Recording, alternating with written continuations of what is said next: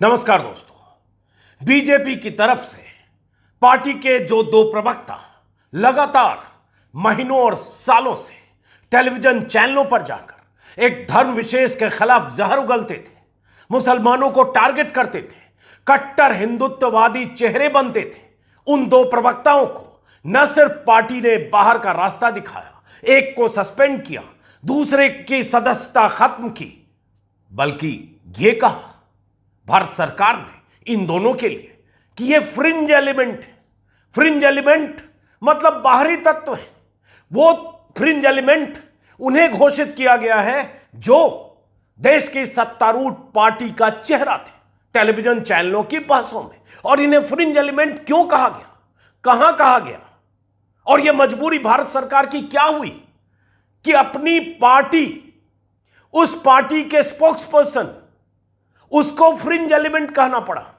उसे fringe element कहना पड़ा जिस नुपुर शर्मा को प्रधानमंत्री मोदी ट्विटर पर फॉलो करते हैं, जिस नुपुर शर्मा को राजनाथ सिंह जो रक्षा मंत्री हैं वो ट्विटर पर फॉलो करते हैं, नितिन गडकरी फॉलो करते हैं, बीजेपी आईटी सेल के मुखिया फॉलो करते हैं, दर्जनों मंत्री, सांसद, विधायक, मुख्यमंत्री जिस नुपुर शर्मा को फॉलो करते हैं, जो नुपुर शर्मा डंके की चोट पर यह कहती है कि उनके खिलाफ एफआईआर हुई तो क्या हुआ, उनके पीछे प्रधानमंत्री मोदी का कार्यालय, गृह मंत्रालय, उनके पीछे पार्टी अध्यक्ष का दफ्तर, सब उनके पीछे है। उस नुपुर शर्मा को न सिर्फ बाहर का रास्ता दिखाया गया बल्कि पार्टी उससे फारिग तो हुई ही, केंद्र सरकार को कहना पड़ा, राजदूतों को बयान जारी करके कहना पड़ा कि यह फ्रिंज एलिमेंट है।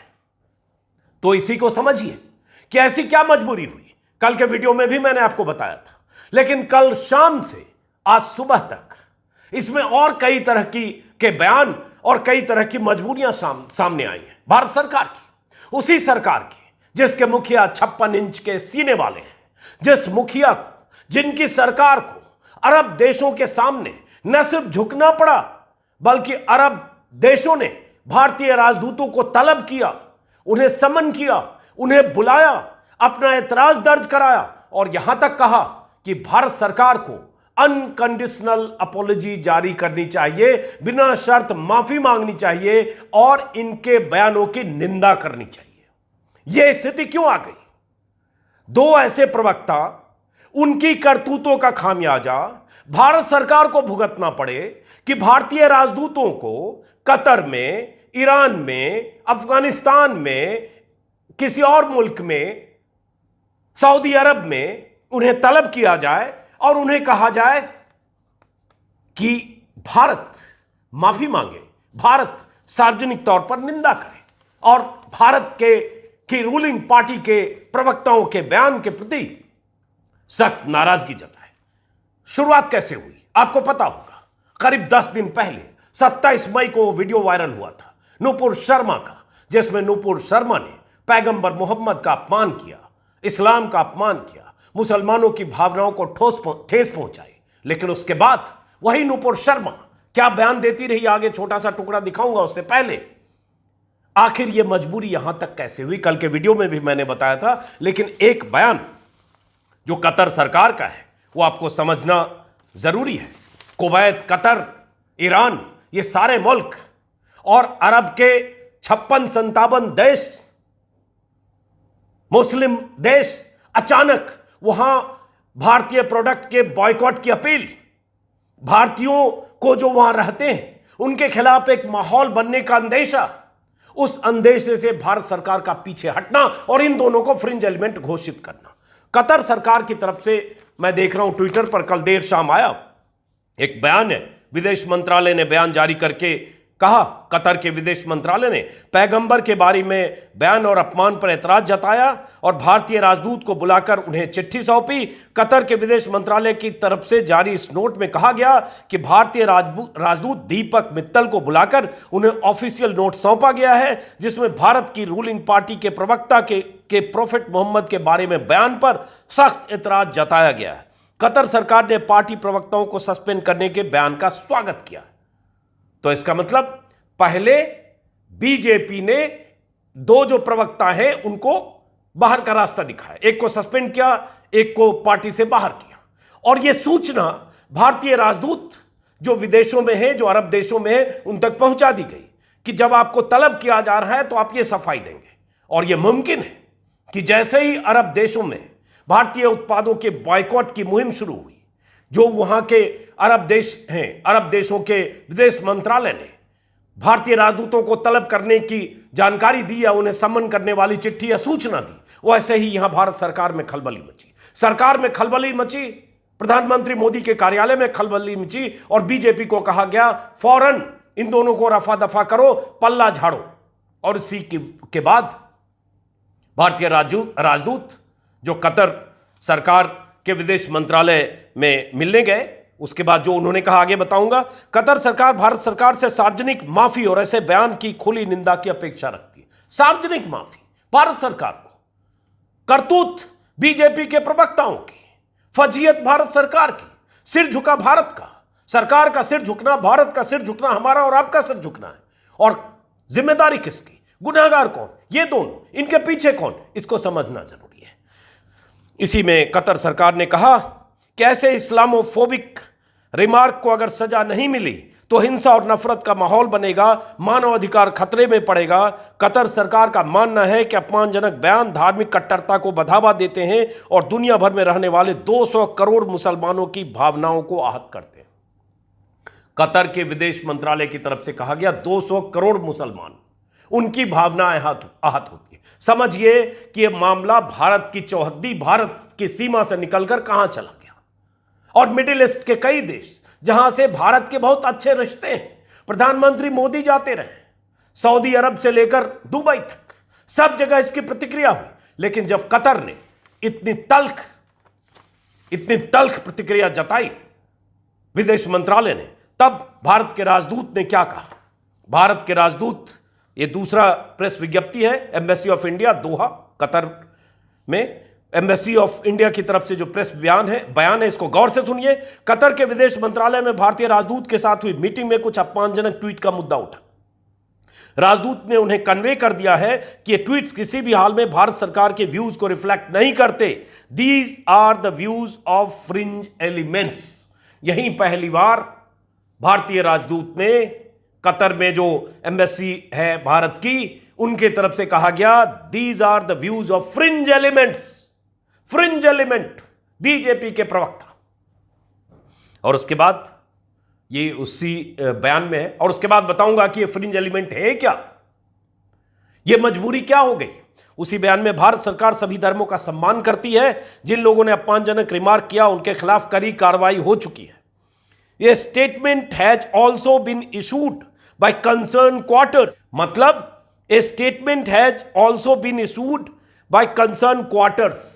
ये अगर भारत के राजदूत कतर सरकार को सूचना देते हैं और साथ में जिन लोगों ने अपमानजनक रिमार्क दिया उनके खिलाफ कड़ी कार्रवाई करते हैं, इसका मतलब राजदूत को पहले यहां बीजेपी ने कार्रवाई की, दोनों के खिलाफ एक्शन लिया। यह सूचना जो अरब देशों में या जो इस्लामिक कंट्रीज में जो भारतीय राजदूत हैं उन्हें दी गई भारत सरकार की तरफ से। पूरी क्रोनोलॉजी को समझने की कोशिश करिए। यह सूचना बीजेपी ने पीएमओ को, विदेश मंत्रालय को दी, विदेश मंत्रालय ने सभी राजदूतों को दिया। जिन जिन राजदूतों को तलब किया जा रहा था, तलब किए जाने का अंदेशा था, उन राजदूतों को बता दिया गया कि कार्रवाई हो गई। वही कतर में जो भारतीय राजदूत हैं उन्होंने कतर सरकार को सूचना दी कि अपमानजनक रिमार्क करने वालों पर कार्रवाई हो चुकी है।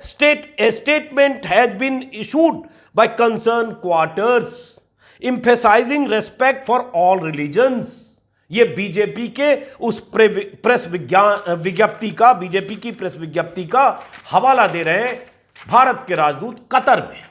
तो ये मजबूरी ऐसे नहीं हुई, ये ऐसे अचानक फ्रिंज एलिमेंट घोषित नहीं हुआ। अब मैं बाकी मुल्कों से भी जो रिएक्शन आया है, ईरान से, कुवैत से, अफगानिस्तान से, सऊदी अरब के विदेश मंत्रालय की तरफ से भी आज आ गया है, जिसमें सऊदी अरब ने भी कहा, विदेश मंत्रालय की तरफ से जारी बयान में भारत की रूलिंग पार्टी के प्रवक्ता के बयान की निंदा करते हुए बीजेपी की कड़ी कार्रवाई का स्वागत किया। लेकिन नुपुर शर्मा, जिन्हें फ्रिंज एलिमेंट कहा जा रहा है भारत सरकार की तरफ से, कह दिया गया, नुपुर शर्मा का एक ऑडियो है, वीडियो, एक इंटरव्यू ओप इंडिया के साथ जिसका जिक्र कल के वीडियो में किया था। उस वीडियो इंटरव्यू में नुपुर शर्मा कुछ सेकंड का वो हिस्सा सुनाता हूं जब वो कह रही हैं कि मेरे खिलाफ एफआईआर हुई, मुझे खतरा है, कई जगह साजिशन फंसाया जा रहा है, तब उन्हें किसका किसका सपोर्ट मिल रहा है उसका जिक्र कर रही हैं। उस जिक्र को सुनिए और उसी से आप अंदाजा लगाइए कि क्या ये फ्रिंज एलिमेंट भर है, छोटा सा टुकड़ा है। इस टुकड़े को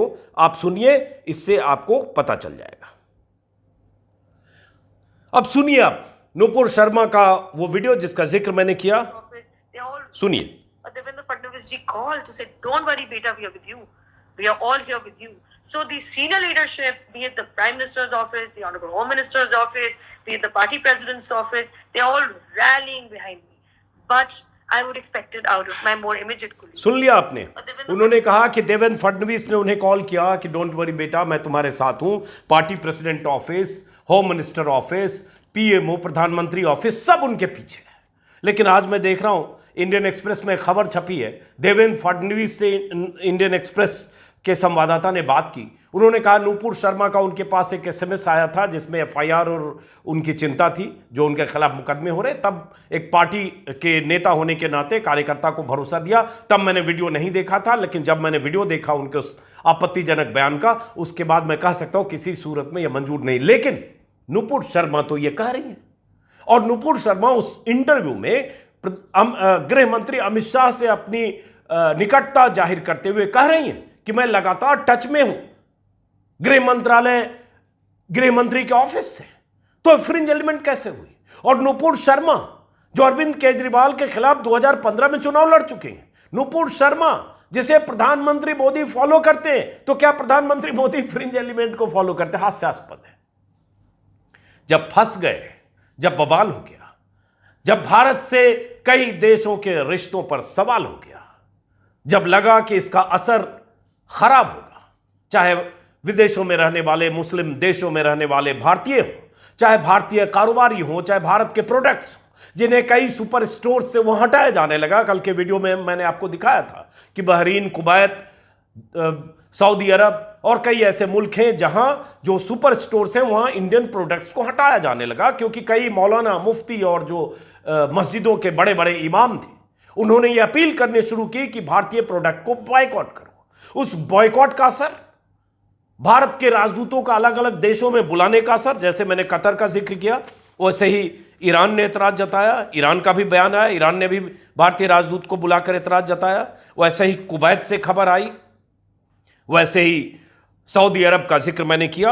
और जब यह सब हुआ तो जाहिर है भारत सरकार के पास कोई विकल्प नहीं था। और यह कार्रवाई पार्टी ने नहीं की है, यह कार्रवाई राजदूतों के फीडबैक, भारत सरकार की बेचैनी, गले की हड्डी बन जाना, उस गले की हड्डी, गले की फांस को निकालने की कोशिश, बीजेपी को कहना कि रफा दफा करो। और यह पहला मौका नहीं है। कल के वीडियो में भी मैंने एक मौके का जिक्र किया था, दो मौके का। तेजस्वी सूर्या के बयान पर पहले हो चुका है। ऐसे ही पहले जब तबलीगी जमात के मुद्दे पर मुसलमानों को टारगेट किया जा रहा था, देश भर में मुहिम बनाई जा रही थी कि मुसलमान ही कोरोना के लिए जिम्मेदार हैं, मीडिया पर लगातार उन्हें बदनाम करने की साजिश रची जा रही थी, तब भी इस्लामिक देशों से आवाज उठी थी।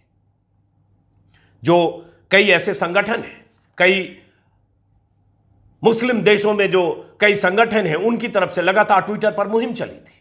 और तब भी ऐसी स्थिति आई थी कि जो वहां भारतीय नौकरी करते हैं उनके लिए गो बैक के नारे लगने लगे थे। कुछ लोगों की नौकरियां चली गई थी, कुछ को निकाल दिया गया था। और जब लगा कि वहां जो भारतीय रहते हैं वो मुसीबत में फंस सकते हैं, तब भी प्रधानमंत्री कार्यालय की तरफ से एक या दो बयान जारी किए गए थे, और भारत सरकार के विदेश मंत्रालय की तरफ से और राजदूत जो मुस्लिम देशों में, उनकी तरफ से बयान दिया गया था। तो ये फजीहत कोई पहली बार नहीं हुई है। उसके बाद फिर तेजस्वी सूर्या के बयान पर भी ऐसा हुआ, जो सांसद है बीजेपी के, युवा मोर्चा के अध्यक्ष है। तो ये तो इनकी फितरत है, ये बीजेपी नेताओं की, प्रवक्ताओं की फितरत है। उस फितरत का अंजाम जब ये होता है तब उन्हें उनसे पल्ला झाड़ लिया जाता है। लेकिन फिर भी ट्विटर पर कल बहुत सारे लोग ट्रेंड करा रहे थे, Nupur Sharma, I stand with Nupur Sharma, Nupur Sharma के सपोर्ट में। अब सवाल यही उठता है जो मैंने कल के वीडियो में कहा था, वही फिर रिपीट करता हूं। क्या प्रधानमंत्री मोदी, क्या बीजेपी के राष्ट्रीय अध्यक्ष जेपी नड्डा, क्या देश के गृह मंत्री अमित शाह, ये तीनों डाउन द लाइन बीजेपी के प्रवक्ताओं को, बीजेपी के सांसदों को, बीजेपी के विधायकों को ये संदेश देंगे, सख्त संदेश कि खबरदार, अगर मुसलमान के प्रति नफरत जताते जताते आपने धर्म को टारगेट किया या उनके जो पैगंबर हैं उनको टारगेट किया या इस तरह की बातें की जो देश का माहौल खराब करेगा, इस तरह की बयानबाजी की जो देश में नफरत का माहौल, जहरीला माहौल बनाएगा और उसका असर दुनिया में होगा, क्या ये कहेंगे? और क्या आपसे होने वाली टीवी डिबेट्स में ऐसे प्रवक्ता दिखने बंद हो जाएंगे या ऐसे प्रवक्ताओं की जुबान पर थोड़ा अंकुश लगेगा? सवाल वहां है। अगर वो अंकुश नहीं लगेगा तो फिर ये 2-4 दिन की बात है, 2-4 दिन के बाद फिर वैसा ही दिखेगा। ये कल के वीडियो में कहा था, फिर दोहरा रहा हूं और मैं एक बार नहीं 1000 बार कहूंगा, जिस दिन प्रधानमंत्री मोदी चाह लें कि ये बीजेपी के प्रवक्ता, जिस दिन मोहन भागवत चाह लें कि संघ के नुमाइंदे बनकर चैनलों पर जाने वाले लोग इस तरह की जहरीली भाषा का इस्तेमाल नहीं करेंगे, उस दिन स्थितियां बदल जाएगी, उस दिन से बदलने लगेगी। लेकिन क्या वो दिन आएगा? मैं इसके प्रति बहुत उम्मीद नहीं रखता हूं, क्योंकि सबका रिश्ता चुनाव से है, सबका रिश्ता वोट बैंक से है, सबका रिश्ता ध्रुवीकरण से है और चुनाव 1.25 साल बाद होने हैं, 2024 का चुनाव। उसके पहले इस साल के आखिर में गुजरात चुनाव, हिमाचल चुनाव, अगले साल एमपी चुनाव, छत्तीसगढ़ चुनाव, राजस्थान चुनाव। चुनाव ही चुनाव है और चुनाव में बीजेपी अपनी हरकत से बाज आ जाए, बीजेपी प्रवक्ता नफरत फैलाने के एजेंडे से बाज आ जाए और मीडिया के वो तमाम साथी इस नैरेटिव का हिस्सा न बने, ये तीनों चारों बातें मुझे थोड़ी नामुमकिन लगती है। फिर भी बहुत लोग कहते हैं उम्मीद पर दुनिया कायम है, लेकिन मैं इतनी उम्मीद नहीं रखता हूं। जब प्रधानमंत्री मोदी अपनी रैलियों में कह सकते हैं कपड़ों से लोग पहचाने जाते हैं, झारखंड की रैली में उन्होंने कहा था कपड़ों से लोग पहचाने जाते हैं, कपड़ों से तो पहचाने जा रहे हैं, अलग अलग तरह के कपड़ों से कर्नाटक से लेकर अलग अलग जगह भी पहचाने जा रहे हैं। जब अमित शाह कह सकते हैं बाबरपुर की रैली में, बाहरी दिल्ली में कितनी जोर से बटन दबाना कि शाहीन बाग में करंट लगे, जब केंद्रीय मंत्री मंच से कह सकता है गोली मारो सालों को, नारा बुलंद कर सकता है, ऐसे कितने बयान आपको गिनाए? जब यह सब हो सकता है तो कैसे मान लें कि स्थितियां बदल जाएगी? कैसे मान लें कि आज फ्रिंज एलिमेंट कहकर अगर बीजेपी ने इन सब से पल्ला झाड़ लिया, ऐसे बयान देकर बीजेपी ने मुक्ति पा ली, तो दरअसल बीजेपी का नेतृत्व ऐसे बयानों को वाकई खारिज करता है? यही सवाल है। और बहुत सारे बयान मैं देख रहा हूं जो अरब देशों के अरब देशों के बहुत जो धार्मिक गुरु हैं उनकी तरफ से लगातार ऐसे बयान कल आए हैं और अभी जैसे मैं देख रहा हूं कुछ पत्रकार भी लगातार इस बात की तरफ इशारा कर रहे हैं कि प्रधानमंत्री मोदी, जैसे राजकिशोर हैं, वरिष्ठ पत्रकार हैं, एबीपी से जुड़े हैं, उन्होंने कहा कि अरब संसार में भारतीयों की साख है। प्रधानमंत्री मोदी को जो तवज्जो सऊदी अरब के शाही खानदान ने दी, साथ ही पाकिस्तान के खिलाफ भारत की कार्रवाई पर भी वो हमारे साथ रहे। दुबई या अन्य अरब देशों में हिंदू मंदिर बने और जो बदलाव आया वो अहम है। नफरती भाषा पर अंकुश जरूरी है। ऐसे ही अशोक पांडे ने लिखा, जिस अरब दुनिया में भारत को हमेशा सम्मान मिला, जिस अरब दुनिया ने पाकिस्तान पर भारत को हमेशा तरजीह दी, जिस अरब दुनिया ने हमेशा दोस्ताना रिश्ता रखा, वहां हमारे राजदूत को तलब किया गया, बहिष्कार की बातें की गई, प्रधानमंत्री की अपमानजनक तस्वीरें लगाई गई, जिम्मेदार कौन? और बहुत सारी ट्वीट्स अरबी भाषा में जिसे मैं पढ़ नहीं पा रहा हूं। लेकिन इसी बीच मैंने देखा कि पवन खेड़ा, जो बीजेपी के, माफ करें, कांग्रेस के जो प्रवक्ता है पवन खेड़ा, उनका एक बयान है, वो भी यही बात कह रहे हैं कि भाई माफी भारत सरकार क्यों मांगे, कृतित्व किसका, करतूत किसकी, और माफी सरकार को क्यों मांगनी पड़ी, सरकार पड़े और सरकार का सिर क्यों झुके, भारत का सर क्यों झुके? क्योंकि सरकार मतलब भारत, पूरे मुल्क की नुमाइंदगी करती है कोई सरकार, और अगर सरकार को माफी मांगना पड़े इसका मतलब भारत ने माफी मांगी। यह स्थिति क्यों आ रही है और यह स्थिति आगे ना आए इसकी गारंटी कौन देगा? इसकी गारंटी सिर्फ प्रधानमंत्री मोदी दे सकते हैं। लेकिन क्या प्रधानमंत्री मोदी इस बात की गारंटी देंगे? इसी सवाल के साथ इस वीडियो को मैं खत्म करता हूं दोस्तों। फिर मुलाकात होगी किसी और वीडियो में। हम और आप देश के नागरिक के तौर पर अगर शपथ ले लें कि हम ऐसी कट्टरता से दूर रहेंगे, ऐसे कट्टर विचारों का असर खुद पर नहीं होने देंगे। हम सभी धर्मों का सम्मान करेंगे। सर्वधर्म समभाव हमारी सिर्फ जुबान पर नहीं होगा बल्कि हमारी फितरत होगी, तो शायद यह तस्वीर देश की बदलेगी। बीते कुछ सालों में देश में जो माहौल बनाया जा रहा है वो उस दिशा में जा रहा है जिसका अंजाम अच्छा नहीं होगा। आज न कल देश को भुगतना